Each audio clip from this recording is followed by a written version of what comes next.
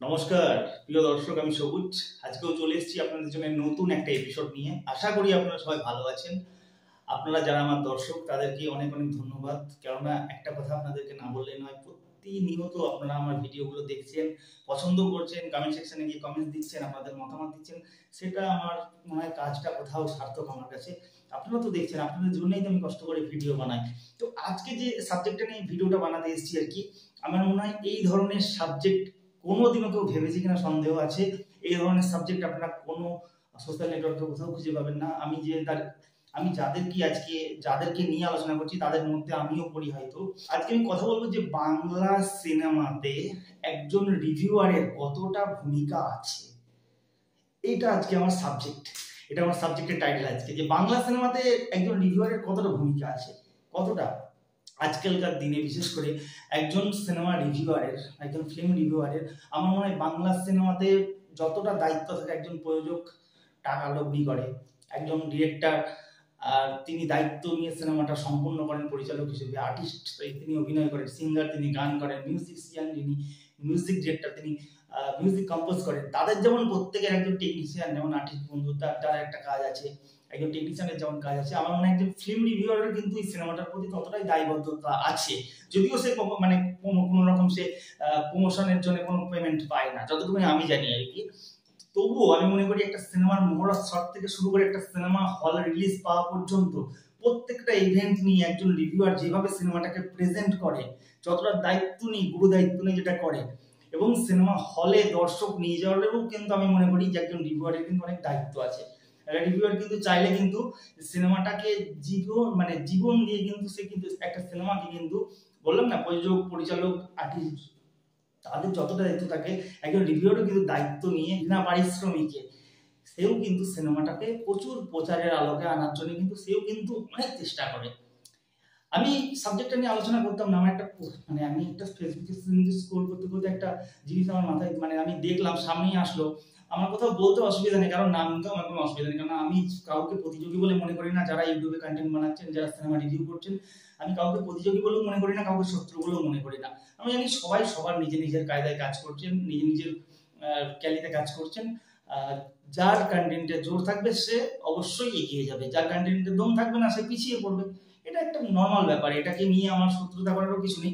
একটা পোস্ট দেখলাম, আমি ওপেনলি নাম নিয়েই বলছি, অরিত্রকে নিয়ে, অরিত্র জ্ঞান চ্যানেলের মানে যে চ্যানেলের আর কি মালিক বলা যেতে পারে, ওনার বলা যেতে পারে। তো অরিত্রকে নিয়ে দেখলাম একটা পোস্ট করেছে যে জিতের কিছু ফ্যানরা হয়তো হতে পারে যে বুমেরাং সিনেমাটা আসছে, আবার এই একজন আমাদের বাংলা সিনেমার রিভিউয়ার যে এটা নিয়েই তার একটা নেগেটিভ সে একটা পজিটিভ ফিডব্যাক দেবে কি নেগেটিভ ফিডব্যাক দিচ্ছে, এবং তার জন্যই জিতের সিনেমাগুলো ওয়ার্ক করছে না। এরকম কিন্তু এলিগেশন আসে, মাঝে মাঝেই কিন্তু আসে, অরিত্রকে নিয়ে বিশেষ করে আসে। কারণ আমি জানি না, আমি একটা জিনিস বলতে চাইছি যে অরিত্র বা আরো যারা রয়েছে তাদের কোনো দোষ না। কারণ আমি বলবো এখানে প্রথমত একটা পয়েন্ট আমি খুব বলতে চাই, যে ধরুন আমি একটা সিনেমা রিলিজ হয়েছে, সেই সিনেমাটাকে আমি আমার ব্যক্তিগত পকেটের টাকা খরচা করে আমার সময় বাঁচিয়ে আমি সিনেমা হলে গিয়ে সিনেমাটা দেখছি, এবং আমি আমার ওপিনিয়নটা একটা ভিডিও করে আমি আমার চ্যানেলে দিচ্ছি। আমার যারা চ্যানেলের ভিউয়ার্স রয়েছে, যারা সাবস্ক্রাইবার রয়েছে, তাদের উদ্দেশ্য করে আমি আমার ভিডিওটা তাদের কাছে প্রেজেন্ট করছি। সেটা আমার ভালো লাগা হতে পারে, সেটা আমার খারাপ লাগা হতে পারে। কারণ প্রথমত আমি বলে রাখি, আমার সময় বের করে আমার পকেটের টাকা খরচা করে আমি সিনেমাটা দেখতে গিয়ে, তো সেখানে আমার ভালো লাগা তো ডেফিনেটলি থাকতে পারে, খারাপ লাগাও থাকতে পারে, সেটা আমি বলতে পারবো না। আর সেটা আমি বলাতে সিনেমাটা ফ্লপ হয়ে যাবে, বাট আমি ভালো বলাতেই কি সিনেমাটা ব্লকবাস্টার হয়ে যাবে? এই ধরনের মেন্টালিটি, এই ধরনের বোকা বোকা কথা কনসেপ্ট যাদের মাথায় ঘোরাফেরা করে, যে ওই অরিত্র বললো বা সবুজ বললো বা আজকে সাগর নীল বললো বা আজকে রূপম বললো, এরা খারাপ বললেই কি সিনেমাটা ফ্লপ হয়ে যাবে? আমার তো এই জিনিসগুলো মাথাতে একদমই ঢোকে না, প্রথমত কারণ। তো কে কি বললো সেটাতে সিনেমার কিচ্ছু আসে যায় না, সত্যি কথা। আজকে ধরুন, আজকে এদের চ্যানেল, এরা কিন্তু সিনেমা রিভিউ করে, অনেক দিন থেকে করে আসছে। আমি এদের গোড়ার দিকে ভিডিও থেকে এদের দর্শক ছিলাম, এখনো আছি। আমি সময় পাই না, তাই এদের কারোর ভিডিও এখন দেখতে পাই, নিজেই ভিডিও বানাতে পারি না সময়ের জন্য। যাই হোক, তো আমার মনে হয় অরিত্রকে অ্যাটাক করাটা ভুল হবে কোথাও যেন এখানে। কেননা ওর মতো করে ওর ওয়েতে চলছে, ওখানে হয়তো ওর সাকসেসটা কেউ, কিছু কিছু পাবলিক হয়তো সাকসেসটা মেনে নিতে পারছে না, তাই বারে বারে ওর ছবি নিয়ে, ওর স্ক্রিনশট নিয়ে, ওকে নিয়ে ভাইরাল করার জন্য ওকে নিয়ে বিভিন্ন রকম পোস্ট করছে, যে এর জন্যই এই হিরোর সিনেমাগুলো কিন্তু দাঁড়াতে পারছে না। আমার এই ধারণাগুলো পুরোটাই কিন্তু ভুল ধারণা, মিথ্যে। অপবাদ দেওয়া, একে আর কিচ্ছু না। আর একটা সিনেমা দর্শক হিসেবে, আমি সিনেমা লাভার হিসেবে বলছি, যে বর্তমান বাংলা সিনেমা যে জায়গাতে এসে দাঁড়িয়েছে, তাতে করে বললাম না যে প্রযোজক পরিচালকদের যতটা দায়িত্ব আছে আর্টিস্টদের, আমার মনে হয় একটা রিভিউয়ারও সেই মহরত থেকে কিন্তু সিনেমা রিলিজ পর্যন্ত কিন্তু একটা রেগুলার কিন্তু কন্টেন্ট দিয়ে যাচ্ছে, দর্শকদের মনে কিন্তু একটা উত্তেজনা তৈরি করছে, তাদেরকে হলমুখী করে নিয়ে যাচ্ছে। একটা হলে দর্শক টানাও কিন্তু চারটিখানি কথা না। আপনারা বলতে পারেন যে তোমরা যে রিভিউ করছো, রিভিউগুলো দেখে কি দর্শক যাচ্ছে? দর্শক তো অবশ্যই যাচ্ছে। আবার এটাও আমি বলতে পারি যে সিনেমা হলে যেমন রিভিউ দেখে যেমন লোকে দর্শক যাচ্ছে, আবার দেখুন অনেকে আছে যারা মনে করে যে এই গরমের মধ্যে আমি সিনেমাটা দেখতে যাচ্ছি, দেখি রিভিউয়ার কি কি রিভিউ দিয়েছে, এই রিভিউ দেখার জন্য কিন্তু একটা পার্টিকুলার দর্শক রয়েছে, সেটাও কিন্তু অস্বীকার করার কোথাও জায়গা নেই। এবার আপনারা বলতে পারেন তোমরা যে রিভিউগুলো করছো, এই রিভিউগুলো কতটা যুক্তিযুক্ত, কতটা গুরুত্বপূর্ণ আছে। আমি বলবো 100% যুক্তিযুক্ত আছে। সবার রিভিউ আমি বলতে পারবো না, যারা রিভিউ করছেন আমার মনে হয় তাদের মধ্যে 80% লোকজনের কাছে রিভিউগুলো কিন্তু গুরুত্বপূর্ণ আছে। কারণ যদি গুরুত্বপূর্ণ না থাকতো, তাহলে বর্তমান আমাদের বাংলা সিনেমাতে যারা আর্টিস্ট বলুন, সুপারস্টার বলুন, অন্য ধরনের সিনেমা যাই করুন না কেন, তারা কিন্তু তাদের ব্যক্তিগত সময় গ্রাউন্ড লেভেলে এসে রিভিউয়ারদের চ্যানেলে কিন্তু বসে ঘন্টার পর ঘন্টা কিন্তু তারা ইন্টারভিউ দিতে পারে, বা এই রিভিউয়াররা কি রিভিউ দিচ্ছে সিনেমার, পজিটিভ দিচ্ছে না নেগেটিভ দিচ্ছে, সেগুলোকে তারা তাদের চ্যানেলের মাধ্যমে শেয়ার করতো না, বা তাদের ফেসবুকের টাইমলাইনে তারা শেয়ার করতো না। তাদের কাছে অবশ্যই গুরুত্বপূর্ণ আছে, কারণ আজকের দিনে একটা সিনেমা বানানোর থেকে বেশি প্রোডাক্টটাকে বিক্রি করার জন্য কিন্তু প্রচুর পরিমাণে পাবলিসিটির দরকার আছে। আর পাবলিসিটি করে কারা? পাবলিসিটি, একটা হিরোর হয়তো 5টা ফ্যান আছে, 50টা ফ্যান আছে, তারা এক ধরনের পাবলিসিটি কিন্তু করেন। কিন্তু যারা কন্টেন্ট ক্রিয়েটার, যারা সিনেমা নিয়ে আলোচনা করে, ফিল্ম সমালোচনা করে, প্রতিনিয়ত সিনেমা নিয়ে আপডেট করছে, আলোচনা করছে, তারা কিন্তু এই সিনেমাকে প্রচারের আলোকে আনার জন্য কিন্তু প্রচুর কন্ট্রিবিউশন, আমি মনে করি রিভিউয়ারদের প্রচুর কন্ট্রিবিউশন থাকে। আমি একটা খারাপ কথা বললেই সিনেমাটা ফ্লপ হয়ে যাবে, এটা কিন্তু ভুল ধারণা। আবার আমি একটা ভালো কথা বললেই যে সিনেমাটা সুপার ডুপার হিট হয়ে যাবে, এটাও কিন্তু সঠিক না। কিন্তু আমাদের এই যে প্রচেষ্টাগুলো, আমি এখানে আমার কথাটা বলবো না, মানে আমাদের বলতে যারা যারা ইউটিউব কমিউনিটি, যারা আমাদের পরিবারটা রয়েছে, যারা আর কি সবাই মিলে যারা ইউটিউবে কন্টেন্ট বানাচ্ছে সিনেমা নিয়ে, যারা আর কি, তো এই সবার যে প্রচেষ্টাটা, এটা মনে হয় বাংলা সিনেমাটাকে আগিয়ে নিয়ে যাচ্ছে কোথাও যেন। এখানে কাউকে ভিলেন বানিয়ে যে ওই হিরোর সিনেমা আসলে ও খারাপ বলছে, এগুলো আমার মনে হয় ভুল ধারণা, এগুলো থেকে বেরিয়ে আসা উচিত। রিভিউয়ারদের কিন্তু আরো একটা বড় ভূমিকা আছে, সেটা হয়তো আপনারা ফলোই করেন না। সেটা কি জানেন? যে আজ থেকে আপনারা যখন জন্মানি, তার থেকে 30 বছর 40 বছর আগে পিছিয়ে যান, 30 বছর 40 বছর আপনারা পিছিয়ে যান, সেখানে হয়তো একটা বিশাল সিনেমা এসেছিল, সেই সিনেমাটা হয়তো বিশাল হিট হয়েছিল, বা সেই সিনেমাটা হয়তো চলেনি। আজকালকার দিনে দাঁড়িয়ে আজকালকার যারা কন্টেন্ট ক্রিয়েটার, যারা মুভি রিভিউ করে, তারা কিন্তু সেই সিনেমাটা দেখে, সেই সিনেমাটার সাবজেক্টটা নিয়ে একটা ভিডিও বানিয়ে কিন্তু চ্যানেলে দিচ্ছে। ধরুন আমার চ্যানেলে 1 লাখ সাবস্ক্রাইবার রয়েছে, 1 লাখের ফ্যামিলি আমার, ধরুন কথার কথা বলছি।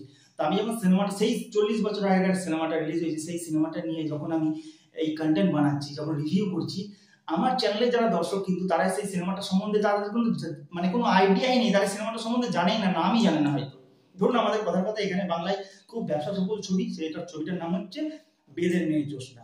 আজকালকার দর্শকদের নাম নিশ্চয়ই এনারা জানেন না, আজকালকার দর্শক তো জানেই না। আজকালকার অডিয়েন্স মানে এই হিরোকে চিরঞ্জিত চক্রবর্তীকে হয়তো কিছু মানে অন্য ধরনের সিনেমার জন্য এখনকার কিছু পাবলিক হয়তো চেনেন, বর্তমান সময় চিরঞ্জিতের নামই অনেকে জানে না। মানে এটা খারাপ হবার কিছু নেই, কিন্তু এই বেদের মেয়ে জ্যোৎস্না যখন আমি সিনেমাটা নিয়ে রিভিউ করবো, যখন আমার চ্যানেলে দেবো, আমার যদি 1 লাখ সাবস্ক্রাইবার থাকে, তারা কিন্তু জানবে যে সবুজদা দিয়েছে, মানে তার মানে সিনেমাটা আমাকে দেখতে হবে। হয়তো ভালো কিছু বা নেগেটিভ কিছু বললাম, কিন্তু ওভারঅল সবকিছু মিলিয়ে সে কিন্তু কিন্তু ইন্টারেস্ট দেখাবে সিনেমাটা, মানে রিভিউ করেছে মানে সিনেমাটা সে হয়তো ইউটিউবে খুঁজবে, বা হয়তো কোনো সোশ্যাল নেটওয়ার্কে খুঁজবে, বা বিভিন্ন রকম জায়গাতে সে কিন্তু খুঁজবে, যেহেতু সেই সিনেমাটা সম্বন্ধে সে কিছু গল্প খুঁজে পেয়েছে, সেই সিনেমাটা সম্বন্ধে ইন্টারেস্ট খুঁজে পেয়েছে, যেটা হয়তো সে 40 বছর আগে রিলিজ হয়েছে, সে তখন হয়তো পৃথিবীর আলোতেই সে হয়তো পৃথিবীর আলোই দেখেনি। তাহলে একজন ইউটিউবারের বা একজন মুভি রিভিউয়ারের কতটা দায়িত্ব দেখুন, সিনেমাটাকে রিপ্রেজেন্ট করছে, যে সিনেমাটা হয়তো হারিয়ে গেছিল 40 বছরের আগের সিনেমা, সে কিন্তু আজকে সেই রিভিউ করার মাধ্যমে আরো 1 লাখ মানুষের মনে কিন্তু সেই সিনেমাটা জায়গা করে দিচ্ছে, সেই সিনেমাটা কিন্তু জানার সুযোগ করে দিচ্ছে। তো অবশ্যই এটা যারা বাংলা সিনেমা বলুন বা যে কোনো ওয়ার্ল্ড সিনেমা বলুন, আমার মনে হয় রিভিউ জিনিসটা খারাপ নয়। এবার কেউ আছে, দেখুন এগুলো আমি বলবো ব্যক্তিগত কিছু আক্রমণ কেউ হয়তো করে থাকেন কোনো সময়, হয়তো তার খারাপ লাগা ভালো লাগা এগুলো সবার আছে, এগুলো থাকবে। কিন্তু আমার মনে হয় বর্তমান বাংলা সিনেমাকে যেভাবে প্রচুর কন্টেন্ট ক্রিয়েটার হয়ে গেছে এখনকার দিনে, বিশেষ করে অনেক আমরা যখন দেখেছিলাম যে দু একজন বাংলা সিনেমার রিভিউ করতে, এখন প্রচুর রিভিউয়ার হয়ে গেছে, সবাই সবার ব্যক্তিগত মতামতগুলো জানাচ্ছে এবং তাদের চ্যানেলে আপলোড দিচ্ছেন এবং তাদের অনেক অনেক দর্শকও তারা তৈরি করে ফেলেছেন। আমার মনে একটা সিনেমা দেখার জন্য বা একটা হিরোকে দেখার জন্য হয়তো কিছু লোকজন হয়তো ওয়েট করে থাকেন, কিন্তু আমার মনে হয় এই রিভিউয়ারদের রিভিউ দেখার জন্য কিছু মানুষ কিন্তু অধীর আগ্রহে অপেক্ষা করে থাকে। তো অবশ্যই বাংলা সিনেমার জন্য রিভিউয়ারদের কিন্তু একটা অনবদ্য ভূমিকা রয়েছে এবং তাদেরকে আমার মনে হয় সম্মান করা উচিত। আমি তাদেরকে প্রত্যেককে স্যালুট করি।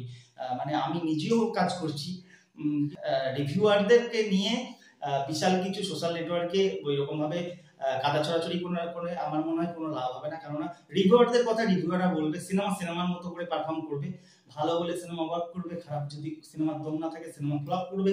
তাতে একটা রিভিউয়ার খারাপ বললেই যে সিনেমা চলে যাবে একদম, মানে ফ্লপ হয়ে যাবে বা সিনেমা সুপার ডুপার হিট হবে, এটা বাজে কথা। সিনেমা সিনেমার মতো করে পারফর্ম করবে, রিভিউয়াররা রিভিউয়ারদের মতো করে তারা তাদের কাজ করে যাবে। তো এটাই আজকে আমার মূলত আলোচনা ছিল। অ্যাকচুয়ালি আমি দেখলাম যে সিনেমা নিয়ে আমি প্রতিদিন আলোচনা করি, তো আজকে যেহেতু কোনো একজন কন্টেন্ট ক্রিয়েটারকে নিয়ে এত টানাটানি করছে, তার জামা প্যান্ট খুলে দেওয়া হচ্ছে বা তাকে ব্যান্ড করে দাও, হ্যান করে দাও, ত্যান করে দাও, কেন রে ভাই? সে তোদের খায় না, সে তোদের পড়ে, সে তার কাজটা করছে, তার ভালো না লাগতেই পারে, সে তো নেগেটিভ বলতেই পারে, তোদের এত ফুটছে কেন ভাই? তোর হিরো যদি সিনেমাতে দম থাকে তাহলে সিনেমা সুপার ডুপার হিট হবে, আর যদি দম না থাকলে ফ্লপ হবে। তাহলে আমি বললেই কি সেটা আমি অপরাধ করে ফেললাম? এটাই আজকে মূলত আলোচনা ছিল। পার্সোনালি কাউকে ব্যক্তিগত আক্রমণ করবেন না। সবাই ভালো থাকুন, সুস্থ থাকুন। আর চ্যানেলে নতুন হলে প্লিজ চ্যানেলটা সাবস্ক্রাইব করে দেবেন, পাশে থাকবেন। আগামী দিনে দেখা হচ্ছে নতুন কোনো কন্টেন্ট নিয়ে। নমস্কার।